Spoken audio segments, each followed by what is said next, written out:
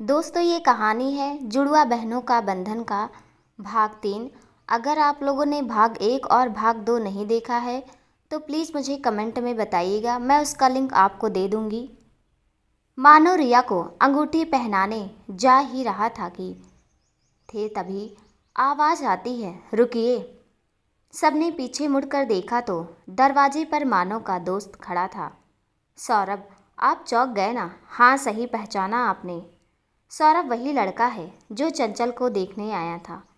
चंचल और उसके घर वाले चौंक गए उसे देखकर। ये यहाँ कैसे?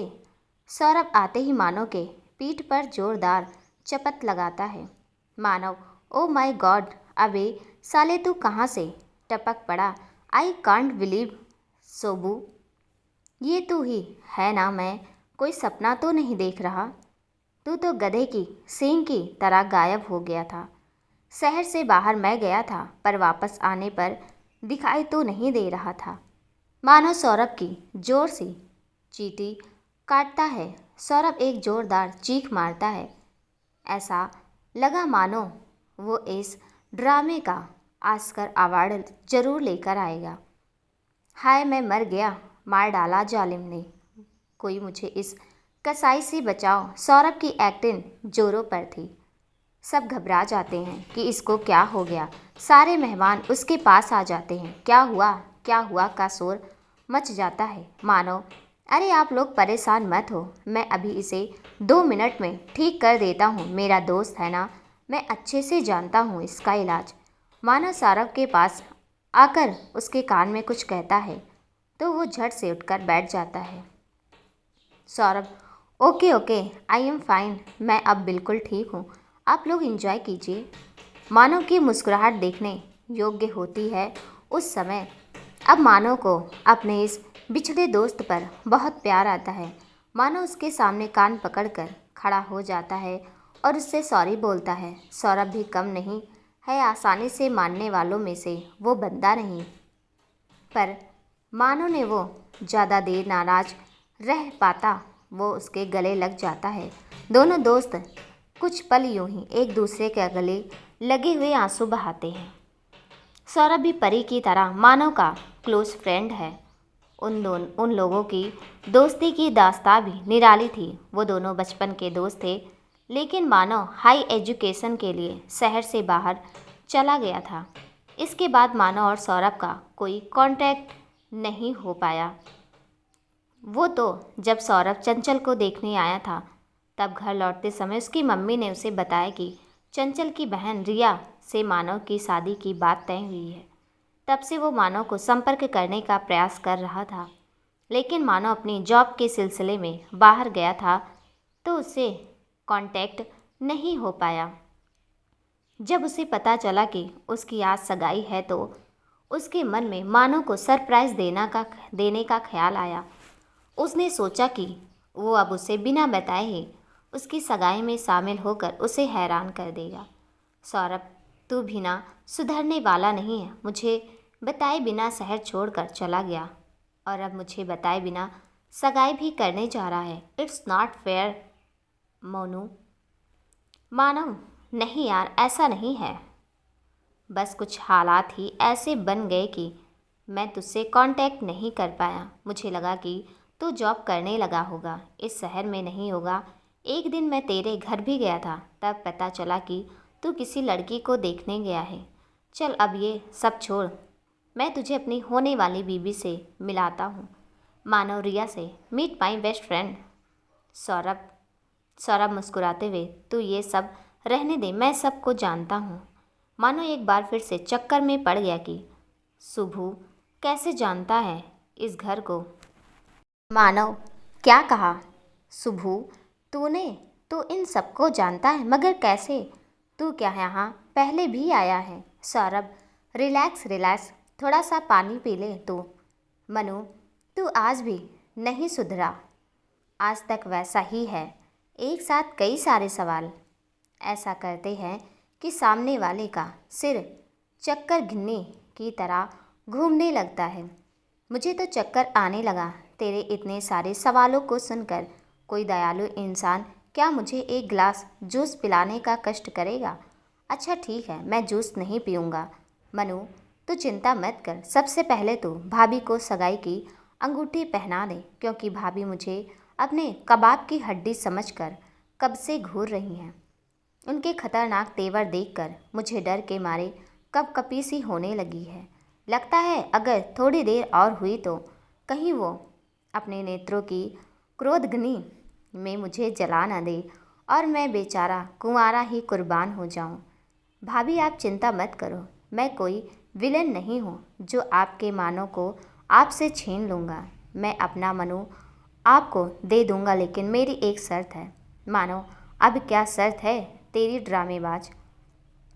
सौरभ, मुझे शादी के बाद एक ज़ोरदार पार्टी चाहिए जो कि 5 स्टार होटल में हो, तभी मैं सगाई की इजाज़त दूंगा। और अगर मेरी मांग पूरी नहीं हुई तो मैं इसी फर्श पर मजनू की तरह अपने कपड़े फाड़ कर अपने दुखड़े सुनाऊंगा कि सारे मेहमानों सुनो, ये जो रिया भाभी है ना, मुझसे मेरे मनु को छीन रही हैं। मानो हाथ जोड़कर जो हुक्म मेरे आका आपकी आज्ञा सिरोधार्य है। सौरभ, या हिप हिप हुर्रे।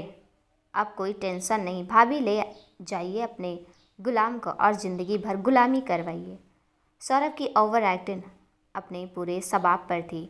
सारे मेहमान इन दोनों दोस्तों की बातों का मजा ले रहे थे। मानो और रिया की सगाई हो जाती है, पूरे हॉल में तालियों का शोर गूंज उठता है। चंचल की आंखों से 2 बूंद आंसू गिरे और उसकी रुमाल की गोद में छुप गए। वो किसी काम का बहाना करके अंदर चली गई। रिया ने उसे जाते हुए देखा तो उसके दिल को धक्का लगा, लेकिन मानो के आगे उसने सब कुछ भुला दिया। मानो उसका कान पकड़ते हुए, अब तू अपनी ड्रामेबाज बंद करेगा या फिर 2-4 लात घूंसे खाएगा नाश्ते में? जल्दी से फटाफट शुरू हो जा और अपनी कहानी बता। सौरभ रिया से, देखा भाभी, ये दोस्त के नाम पर बदनुमा धब्बा है। मुझ पर ऐसा रोब दिखाता है जैसे इसकी बीवी आप नहीं मैं हूँ। बचकर रहिएगा आप, इसका कोई भरोसा नहीं। रिया मुस्कुराते हुए, ओके देवर जी, चलिए आप मत बताइए, मैं ही बता देती हूँ आपका राज। मानव जी, सौरभ भैया मेरी बहन चंचल को देखने आए थे, लेकिन चंचल और इनके बीच वो धुआंधार वाक युद्ध हुआ कि हमारा घर पानीपत का मैदान बनते बनते रह गया। ये दोनों ऐसे लड़ रहे थे मानो 7 जन्मों की दुश्मनी हो दोनों के बीच। असल में चंचल और ये जनाब एक साथ एक ही कॉलेज में पढ़ते हैं। दोनों एक दूसरे को बिल्कुल पसंद नहीं करते।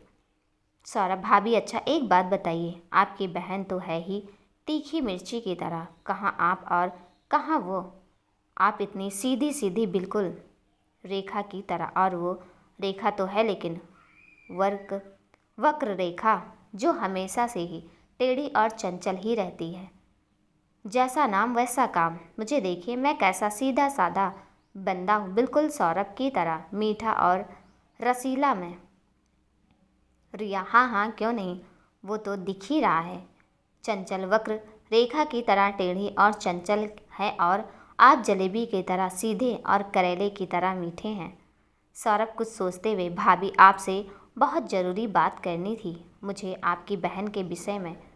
रिया मन ही मन बहुत डर गई कि कहीं सौरभ को उस बात का पता तो नहीं चल गया। रिया और मानव की सगाई भी हो जाती है। चंचल आंसू बहाकर रह जाती है। इसके आगे वो कुछ कर भी नहीं सकती थी। अगर कुछ कर सकती तो केवल रिया, लेकिन उसने जरा से स्वार्थ के लिए अपनी बहन की भावनाओं का ख्याल नहीं किया। सौरभ मानव की सगाई में आता है और रिया से कहता है कि मुझे आपसे बहुत ज़रूरी बात करनी है। रिया डर जाती है कि कहीं सौरभ मानव और चंचल के बारे में जानता तो नहीं है। रिया, क्या बात है सौरभ जी, क्या बात करनी है आपको मुझसे? सौरभ, भाभी आज वो तीखी मिर्ची इतनी सेहत क्यों बनी हुई है? आज वो एकदम उदासी की मूर्ति बनी हुई है। उसके चेहरे पर मुस्कान तो है लेकिन नकली लग रही है। क्या उसका आपसे झगड़ा हुआ है? कहीं ऐसा तो नहीं कि मनु ने उसको पसंद किया हो और सगाई आपके साथ हो रही हो? आप दोनों बहनें हैं भी तो बिल्कुल जैसी। रिया, सौरभ जी आप ये कैसी बात कर रहे हैं? ऐसा भी कहीं होता है? मानो मुझे ही देखने आए थे और मुझे ही पसंद किया उन्होंने। सौरभ, अरे भाभी आप तो सीरियस हो गई। मैं तो सिर्फ मजाक कर रहा था, मैं ऐसा ही हूँ, प्लीज़ डोंट माइंड। रिया मुस्कुरा दी, लेकिन उसके चेहरे पर साफ लिखा हुआ था कि ये सही है। मानो की पहली पसंद तो चंचल ही थी। ये बात अलग है कि रिया ने इस सच्चाई का पता किसी को नहीं लगने दिया। ये बात रिया पर पूरी तरह लागू होती थी। काश रिया ने अपने दिल को थोड़ा सा बड़ा कर लिया होता तो आज चंचल इस तरह अंदर ही अंदर नहीं टूटती। उसे उसका प्यार मिल गया होता और मानव को उसकी परी। तब रिया की जगह आज चंचल होती। उसकी आंखों में आंसू तो होते, लेकिन दर्द के नहीं, खुशी के। इधर सौरभ चंचल को कॉलेज टाइम से जानता है। चंचल बहुत ही जहीन लड़की थी। क्लास में या बाहर किसी को भी कोई समस्या होती थी, चंचल हमेशा उसके साथ खड़ी रहती थी। सबके दुख में दुखी और सबके खुशी में खुश, बस यही उसका सिद्धांत था। वो ये भी जानता है कि चंचल बहुत ही इमोशनल लड़की है और किसी की भी खुशी के लिए अपनी खुशी कुर्बान कर सकती है। भले ही उसने चंचल से शादी करने से मना कर दिया था, लेकिन वो चंचल को पसंद करता था, उसकी इज्जत करता था, क्योंकि उसकी एक लिमिट थी।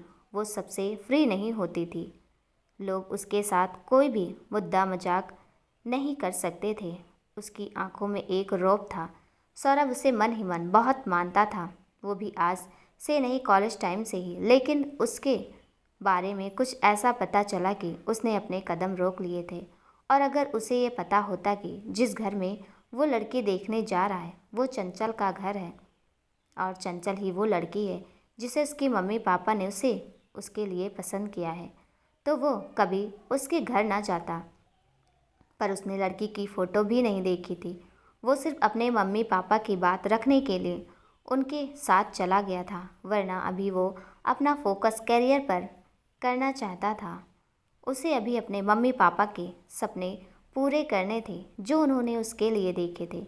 उसके मम्मी पापा ने बहुत संघर्ष किया था उसके लिए, अपनी नींद, अपना आराम उस पर कुर्बान किया था, सिर्फ उसको अपने लक्ष्य तक पहुंचाने के लिए। इसलिए वो जी तोड़कर मेहनत करता था ताकि वो अपने माँ बाप को आराम दे सके।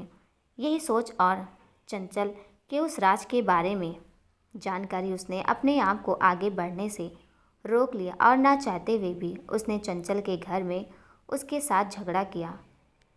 चंचल का हाल भी कुछ ऐसा ही था। वह मानो को जितना भुलाना चाहती थी वह उतना ही ज़्यादा याद आता था। उसकी यादें उसका पीछा ही नहीं छोड़ती थी। उसने लाख अपने आप को मजबूत रखना चाहा था, लेकिन सगाई होते समय उसकी आंखों से आंसू निकल ही आए थे।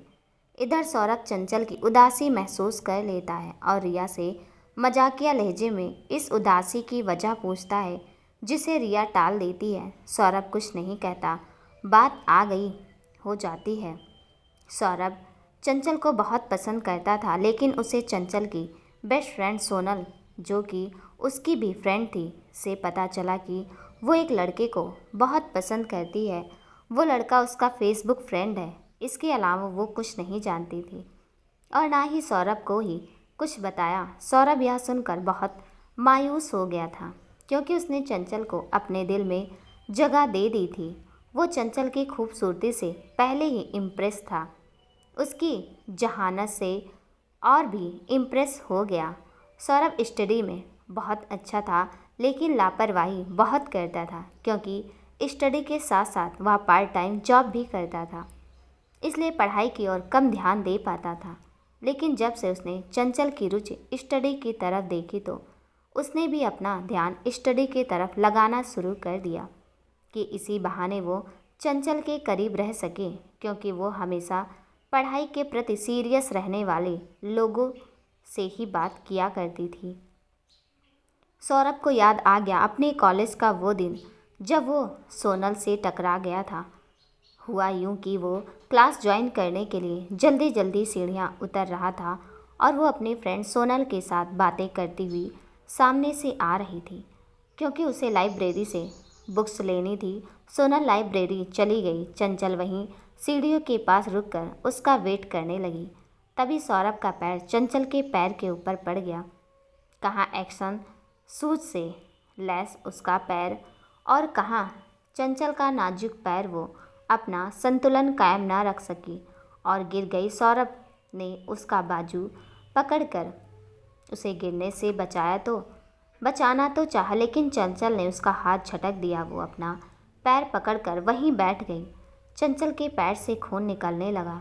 चंचल देखकर नहीं चल सकते थे। आंखें तो ऊपर वाले ने अच्छी खासी बड़ी बड़ी दी हैं, उनका सही यूज करना नहीं आता क्या तुम्हें, इडियट कहीं के।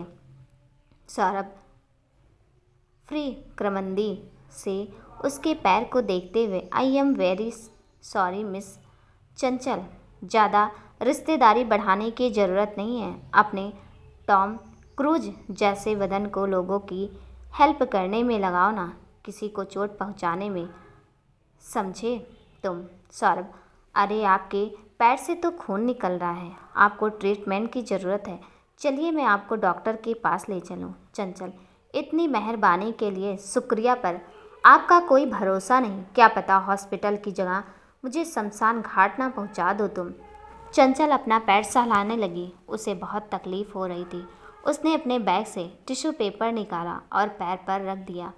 सौरभ ने अपनी जेब से रुमाल निकाल उसके पैर पर पट्टी बांधने की कोशिश करने लगा। चंचल, बस बस रहने दीजिए, ज़्यादा पाँव पड़ने की ज़रूरत नहीं है, हो गया अब।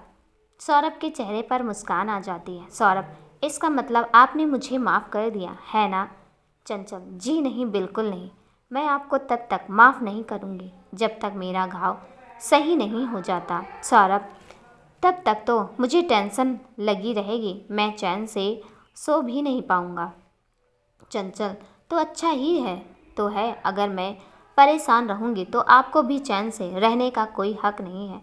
तभी सोनल लाइब्रेरी से आ जाती है और चंचल को देखकर परेशान हो जाती है। सोनल, अरे ये क्या हुआ, तेरे पैर में इतनी चोट कैसे लगी, तेरा रंग तो पीला पड़ता जा रहा है। चल उठ, मैं तुझे डॉक्टर के पास ले चलती हूँ। चंचल, ये सब इनकी मेहरबानी से हुआ है। सोनल, ओके ओके, अब जो कुछ हुआ सो हुआ, अब तुम मदद करो मेरी ज़रा, इसको हॉस्पिटल ले जाना है। सोनल और सौरभ दोनों मिलकर चंचल को हॉस्पिटल ले जाते हैं। वहाँ सौरभ सोनल से चंचल के बारे में पूछता है। सोनल को पता नहीं क्यों अच्छा नहीं लगता। सौरभ यही तो सोच रहा था जब उसकी टक्कर चंचल से हुई। चंचल उस पर दिल खोलकर अपनी भड़ास निकाल रही थी और वो चुपचाप खड़े होकर उसका गुस्सा झेल रहा था। वो चंचल की हालत देखकर बहुत परेशान हो रहा था, लेकिन चंचल उसकी कोई मदद लेने के लिए तैयार नहीं थी। वो तो लगातार उस पर अपना गुस्सा निकाल रही थी। वो तो भला ही हो उसकी फ्रेंड सोनल का, जो ऐन मौके पर वहाँ पहुँच गई और तब वो दोनों लोग मिलकर उसे हॉस्पिटल ले गए। वहाँ उसका ट्रीटमेंट कराते हैं। सोनल और सौरभ वहीं पर रुक जाते हैं। तब सौरभ सोनल से चंचल के बारे में जानने की कोशिश करता है। सोनल को सौरभ का चंचल के बारे में पूछना अच्छा नहीं लगता, क्योंकि वो सौरभ को मन ही मन बहुत पसंद करती है, लेकिन शर्मीला स्वभाव होने के कारण वो उससे कुछ कहती नहीं।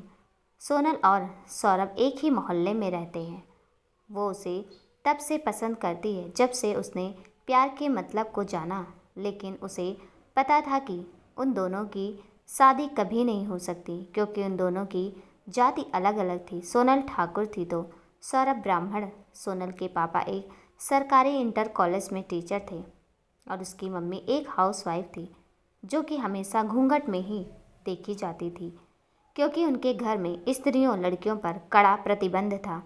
कोई भी बाहरी पुरुष उनके घर के अंदर नहीं आ सकता था। पढ़े लिखे शिक्षित पृष्ठभूमि होते हुए भी उसके घर का माहौल बहुत ही पिछड़ा था। ठाकुर खानदान में जन्म लेने का खामियाजा लड़कियों को भुगतना पड़ता था। हवेली नुमा पुराने ज़माने का शानदार घर उस खानदान के गौरवशाली अतीत का बयान करता था। सोनल के परदादा अपने ज़माने में बहुत बड़े जमींदार थे। अपने इलाके में उनका बहुत रौब था। कई घोड़े और हाथी उनके दरवाजे की शोभा बढ़ाते थे। उनकी बात टालने की सामर्थ्य किसी में नहीं थी। किसी पर अत्याचार होता देख वो चुप नहीं रहते थे। ज़रूरतमंदों की भीड़ उनकी हवेली पर लगी रहती थी। कई 100 एकड़ ज़मीन थी उनके पास जब से अंग्रेजी शासन खत्म हुआ, जमींदारी प्रथा भी खत्म हो गई। उनके घर की औरतों को कभी कोई नहीं देख सकता था। पहले तो वो घर के बाहर ही नहीं निकलती थी। अगर किसी कारणवश उन्हें घर से बाहर निकलना भी पड़ जाता था तो वो पर्दों से ढकी हुई पालकी में बैठकर बाहर निकलती थी। उनके परिवार से जुड़ी हुई एक सती की कहानी भी लोगों के मुंह से अक्सर सुनी जाती थी, जो कि अपने पति के मृत्यु के बाद 16 श्रृंगार करके उनके मृत शरीर को अपनी गोद में लेकर सती हो गई थी। उसके पीछे क्या रहस्य था ये तो नहीं खुला, पर कई लोगों के मुंह से यह सुनने को आया था कि वो अपने आप सती नहीं हुई थी, उसे सती होने के लिए मजबूर किया गया था। उसके खाने में अफीम मिलाकर उसे पहले बेहोश किया गया था और तब उसी अवस्था में उसका श्रृंगार करके उसके मृत पति के शरीर के साथ उसको चिता में बैठा दिया गया था और उसको जीवित ही चिता में जला दिया गया था। वो चीखती चिल्लाती रही, सबके हाथ जोड़कर मदद की गुहार लगा रही, पर चारों तरफ सती मैया की जय का शोर उमड़ रहा था। उस पर फूलों की, नारियलों की वर्षा होने लगी थी। उसकी जय जयकार में उसका चीखना चिल्लाना, मदद के लिए गुहार लगाना कोई नहीं सुन सका। इस तरह एक जीता जागता शरीर सती प्रथा की आड़ में राख कर ढेर बन गया। इस प्रकार का माहौल था सोनल के खानदान में। समय के साथ साथ थोड़ा बहुत बदलाव तो जरूर आया, लेकिन जड़ें इतनी आसानी से कहाँ कटती हैं। अभी भी औरतों को और लड़कियों के लिए बहुत पाबंदियाँ थीं। लड़के जहाँ खुले सांड की तरह अकड़ते घूमते थे, वहीं लड़कियों के तेज आवाज़ पर भी बंदिश थी। सोनल के पापा एक उपाध्याय होने के नाते थोड़ा सा खुले विचारों के हो गए थे, इसलिए उन्होंने सोनल को कॉलेज ज्वाइन करने की इजाज़त दे दी थी। इस पर भी उनके घर में बहुत विरोध हुआ था, लेकिन उसके पापा ने किसी की नहीं सुनी और सोनल का एडमिशन कॉलेज में करवा दिया, लेकिन एक शर्त पर कि वो किसी लड़के से दोस्ती नहीं करेगी। सौरभ उनके ही मोहल्ले का था, इस नाते थोड़ी सी छूट मिल गई थी, वरना वो कॉलेज में किसी लड़के से दूर रहती थी। चंचल ने उसकी दोस्ती भी एक विचित्र संयोग से हुई थी। सही बात है, औरत पुरुष के लिए क्या है, इच्छा पूर्ति का साधन, एक खिलौना, सजी हुई गुड़िया, घूंघट के में कैद, बेजान बेजुबान वस्तु, क्रूर प्रथाओं के नाम पर भेंट चढ़ाई जाने वाली कोई सामग्री, मूक प्राणी, बिना वेतन की नौकरानी। एक है औरत। क्या है औरत? आज भले ही उसकी स्थिति में सुधार हो, पर उसके ऊपर हुए जुल्मों की दास्तानें आज भी ताज़ा हैं। सोनल के परदादा के ज़माने में एक औरत के साथ क्या हुआ ये आप सब लोगों ने जाना। उसी खानदान की बेटी थी सोनल भी। समय के साथ उसके घर वालों की सोच में थोड़ा परिवर्तन तो आया था, लेकिन वंशानुगत संस्कार इतनी जल्दी कहाँ बदलते हैं। उसके लिए तो समय चाहिए। अब वो समय कितना होगा ये तो समय ही बता सकता है। सोनल जब पहली बार कॉलेज आई थी तब वो एकदम डरी सहमी थी। दब्बू स्वभाव की लड़की थी, ठाकुरों की हवेली के अंदर कैद एक गुड़िया की तरह, जो बाहरी दुनिया में ज़्यादा नहीं जानती थी। अभी तक उसे बाहर निकलने की, खुद से कोई काम करने की ज़रूरत ही नहीं पड़ती थी। उसके पापा जिस इंटर कॉलेज में पढ़ाते थे वहीं पर वो भी पढ़ती थी। उसका कोई भी फॉर्म भरना हो या कुछ लेना हो, उसका सारा काम बिना उससे पूछे ही उसके पापा कर देते थे। यहाँ तक कि इंटर में कौन कौन से सब्जेक्ट लेने हैं ये भी उसके पापा ने ही तय किया था और उससे बिना पूछे उसका एडमिशन फॉर्म भर दिया था। उसे क्या पसंद है क्या नहीं ये जानने की भी जरा सी कोशिश नहीं की। हर बात, हर काम, हर ज़रूरत के लिए उसे हमेशा दूसरों पर आश्रित रहने की आदत सी पड़ गई थी। बचपन की गुड़िया से लेकर इंटर कॉलेज की किताबों तक उसने कभी बाजार का मुंह नहीं देखा था। उसे जो भी चाहिए होता उसे सिर्फ एक बार कहने की ज़रूरत होती थी, वो चीज़ तुरंत उसके पास हाजिर हो जाती। बस नहीं मिलती तो बाहर जाने की इजाज़त। वो उस चिड़िया की तरह थी जो सोने के पिंजरे में कैद थी और उस पिंजरे के अंदर उसे सारी सुख सुविधाएं मिली थी। बस नहीं मिले थे तो उसके पंख कतर दिए गए थे। वक्त अपनी रफ्तार के आगे बढ़ रहा था। सोनल इंटर कॉलेज में पढ़ाई पूरी करके डिग्री कॉलेज में आ गई। शिक्षा का खुला आसमान उसे बाहें फैलाए उसे बुला रहा था, उसे हौसले दे रहा था। उस कॉलेज के आज़ाद माहौल को देखकर उस जैसी सहमी हुई लड़की को और समेट दिया। उसके पापा भी आज उसके साथ नहीं थे, उन्हें स्कूल में बहुत ज़रूरी काम था, इसलिए वो उसे कॉलेज के छोड़कर अपने कॉलेज चले गए थे। आज वो पहली बार कॉलेज में अकेली थी। उसे कुछ भी नहीं आता था क्योंकि कभी उसे सेल्फ डिपेंड होने का अवसर ही नहीं मिला। एडमिशन तो उसका हो गया, पर कुछ पेपर्स सबमिट करने बाकी थे और फीस भी जमा करनी थी। उसे पापा ने उसको समझा तो दिया था, लेकिन उसकी समझ में कुछ नहीं आया। और दूसरी बात, वो कॉलेज की विशाल इमारत देखकर ही घबरा गई थी। जब उसे कुछ ना सूझा तो वो कैंपस के पार्क के एक कोने में ज़मीन पर बैठी अपने फाइल के लिए हुए उदास बैठी थी। तभी चंचल अपने सारे काम खत्म करके पार्क में थोड़ी देर सुस्ताने के लिए आ गई। उसे इस प्रकार परेशान देखकर उसने इसका रीज़न पूछा। तब सोनल की आंखों में आंसू आ गए और उसने उसे सारी बात बताई। चंचल मुस्कुराते हुए, बस इतनी सी बात? अरे तुम 2 मिनट रुको और अपनी फाइल और पैसे मुझे दो, मैं आती हूँ। सोनल उसकी ओर हक्का बक्का होकर देखने लगी। उसे वो बहुत हिम्मत वाली लड़की थी, लेकिन साथ ही उसे डर भी सता रहा था कि कहीं ये अनजान लड़की उसके पैसे लेकर भाग गई और फिर वापस ना आई तो उसके सारे पैसे भी चले जाएंगे और घर वालों की डांट अलग से खानी पड़ेगी। उसने चंचल की ओर असमंजस से देखा। चंचल उसकी दुविधा देखकर हंस पड़ी। चंचल, अरे तुम परेशान मत हो, मैं तुम्हारे पैसे लेकर भागूंगी नहीं, मुझ पर भरोसा रखो। सोनल ने उसे पैसे और फाइल दे दी और वहीं पार्क में बैठकर उसका वेट करने लगी। काफ़ी देर हो गई, चंचल का कहीं पता नहीं था। सोनल रोए जा रही थी कि ज़रूर वो कोई फ्रॉड लड़की थी। वो मेरे पैसे भी ले गई और मेरी फाइल भी। छुट्टी का टाइम भी हो गया था, उसके पापा आने वाले होंगे, वो उन्हें क्या जवाब देगी। अगर आपको ये कहानी समझ में नहीं आई है तो आप इस कहानी का पहला और दूसरा भाग ज़रूर देखें, तब आपको समझ में आ जाएगा। कहानी कैसी लगी कमेंट में ज़रूर बताइएगा और मेरे चैनल पर नए हैं तो प्लीज़ चैनल को सब्सक्राइब कर दीजिएगा। मिलती हूँ अगले भाग के साथ, तब तक के लिए नमस्कार।